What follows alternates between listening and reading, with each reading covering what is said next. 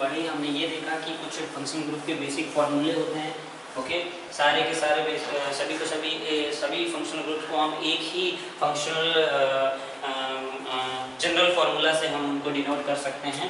Okay, अब हम next बात करने जा रहे हैं हमारा सेकंड टॉपिक, जिसका नाम है according to based on the structure. ये बहुत ही इंपॉर्टेंट है, यानी अब जो ऑर्गेनिज्म है वो आपका रियलिटी में अभी यहाँ से आपके क्वेश्चंस बनना स्टार्ट हो जाएंगे।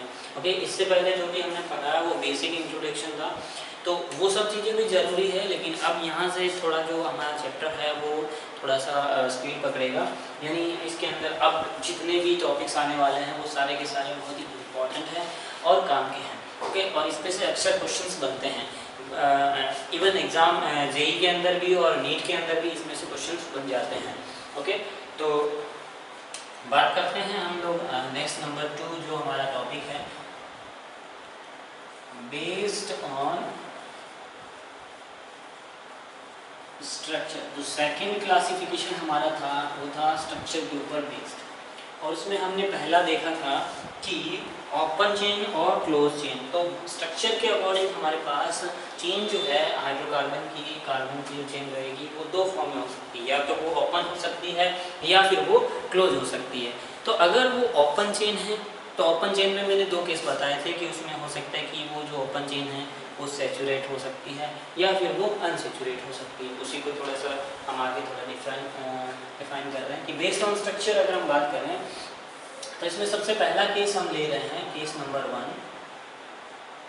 कौन सा? Open chain. बहुत ही सिंपल है, इसमें अपने को कोई ज़्यादा टाइम नहीं लगने वाला। ओपन चेन स्ट्रक्चर, तो ओपन चेन स्ट्रक्चर के अंदर क्या होता है, दो केस हमारे पास होते हैं।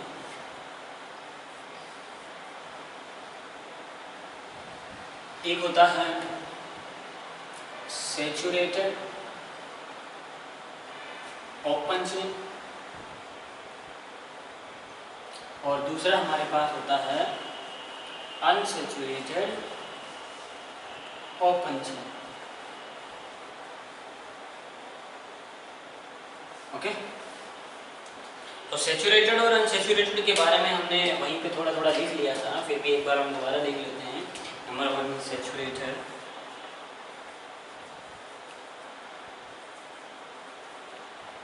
Open chain.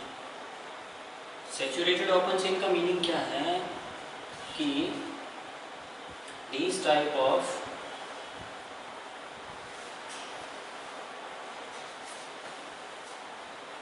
open chain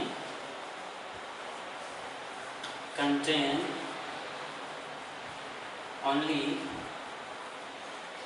carbon single bond carbon, यानी इसके अंदर क्या होगा, सैचुरेटेड के अंदर सिंगल कार्बन बॉन्ड्स कार्बन ही रहेगा। एग्जांपल हमारे पास बहुत है, एग्जांपल में आप सारे एल्केन लिख सकते हो। ओके, एग्जांपल में हमारे पास ऐसा हो सकता है कि जितने भी फंक्शनल ग्रुप है, अगर उन फंक्शनल ग्रुप पे एल्केन जुड़ा है या एल्काइल प्लस फंक्शनल ग्रुप है, वो सभी भी क्या होते हैं,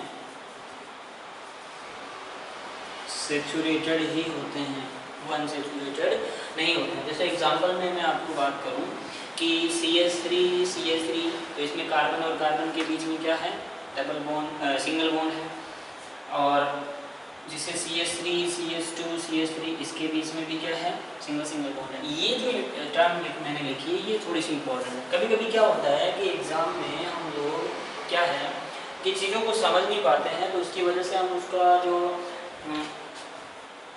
डेफिनेशन होता है उसको फिर हम गलत कर देते हैं। जैसे एग्जांपल में मैं लिख रहा हूँ, यहाँ पर मैंने एक साइनाइड कंपाउंड लिया है, आपको एग्जाम में ऐसा बना करके दे देता है तो आप ऐसा सोचते हो कि इसमें तो पाई बॉन्ड है तो इसलिए ये क्या हो जाएगा, अनसैचुरेटेड हो जाएगा। लेकिन ये एक फंक्शनल ग्रुप है, इस फंक्शनल ग्रुप में पाई बॉन्ड हो या नहीं हो इससे कोई फर्क नहीं पड़ता, लेकिन जो एल्काइल ग्रुप इससे जुड़ा हुआ है क्या उसके अंदर कोई कार्बन पाई बॉन्ड से कनेक्टेड है, अगर वो नहीं कनेक्टेड है तो फिर वो सैचुरेट ही रहेगा, वो अनसैचुरेट नहीं होगा। ओके, तो ये कंपाउंड जो है वो कैसा है, सैचुरेटेड कंपाउंड है।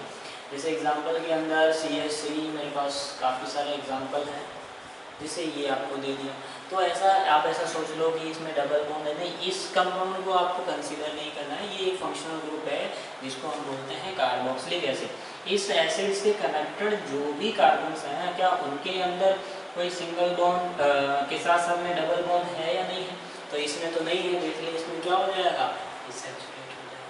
ओके, इसी तरीके से CH3 CH2 CH2 and NO2 आपको जोड़ के दे दिया। तो इसमें भी कार्बन कोई भी सिंगल ग्रुप सिंगल से जुड़े कोई भी पाई बॉन्ड के साथ में नहीं है, तो ये भी क्या हो जाएगा, saturated.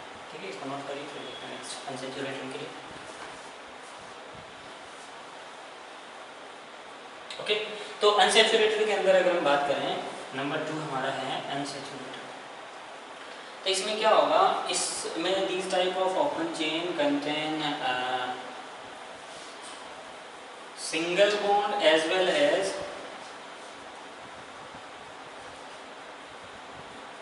As pi bond.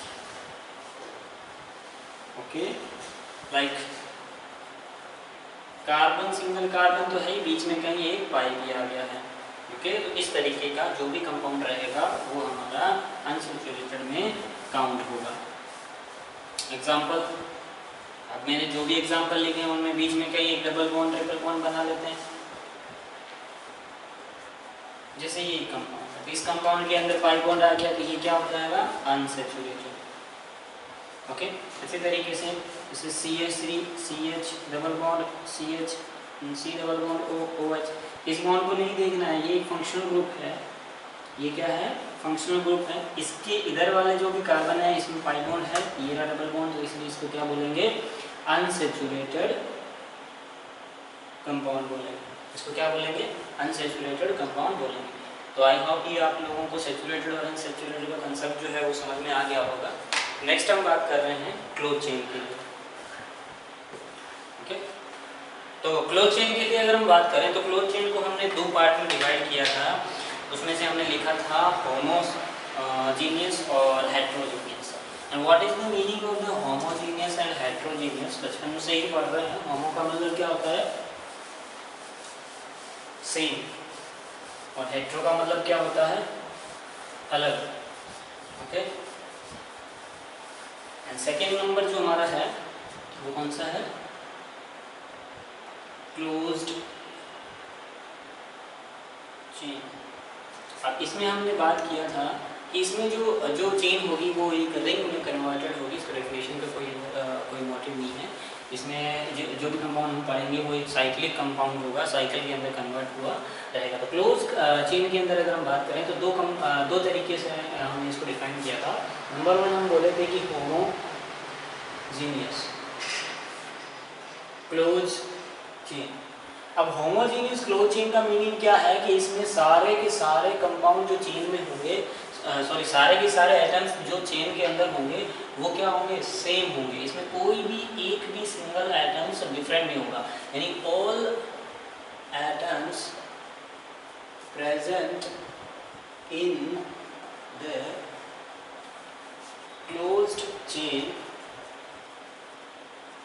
Are same. जैसे एग्जांपल मैं आपके सामने बात करूं, ये एक चेन है, इसमें कार्बन एटम्स है, हर जगह पे क्या है, कार्बन है। तो ये एक कौन सी चेन है, होमोजीनियस क्लोज्ड चेन कंपाउंड है। ओके, इसमें हर जगह पे क्या है, कार्बन है। और ऑब्वियस सी बात है कि यहाँ पे दो हाइड्रोजन रहेंगे कार्बन की वैलेंसी को बैलेंस करने के लिए। एग्जाम्पल में हम ये भी लिख सकते हैं, ठीक है। यहाँ पे भी क्या होगा, कार्बन होगा।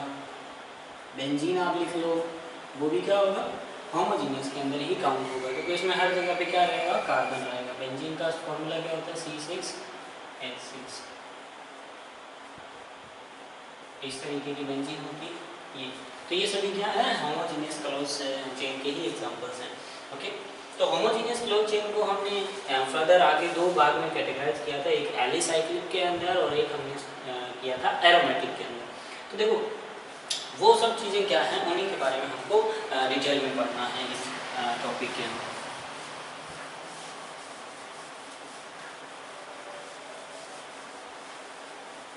तो होमोजेनियस क्लोज चेन जो थी वो हमारी दो टाइप की थी। एक हमारी थी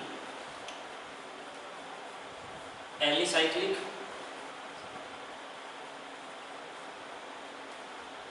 और दूसरी हमारी थी एरोमेटिक। तो एलिसाइक्लिक क्या होता है और एरोमेटिक क्या होता है, इन दोनों को हम समझते हैं। देखो एलिसाइक्लिक के अंदर क्या होगा कि दो तरीके के कंपाउंड इसके अंदर हम देखेंगे क्लोज चेन के। कौन कौन से? एक हम ये देखेंगे कि नॉन एरोमेटिक होगा और एक हम देखेंगे कि एंटी एरोमेटिक होगा। इसके फर्दर दो पार्ट हो सकते हैं एलिसाइक्लिक के अंदर। एक होता है हमारा नॉन एरोमेटिक और एक होता है हमारा एंटी एरोमेटिक। ये दो पार्ट में हम इसको कैटेगराइज किए थे। अब हम इन्हीं का स्टडी हमारा आगे के पूरे लेक्चर में हम लोग डिस्कशन करने वाले हैं। ओके, तो यहाँ तक आप लोग इसको अच्छे से कंप्लीट कर लीजिए, क्योंकि अगले नेक्स्ट लेक्चर में हमारा पूरा लेक्चर जो रहेगा वो एरोमेटिक, एंटी एरोमेटिक और नॉन एरोमेटिक को फाइंड आउट करने का ही रहेगा। ओके।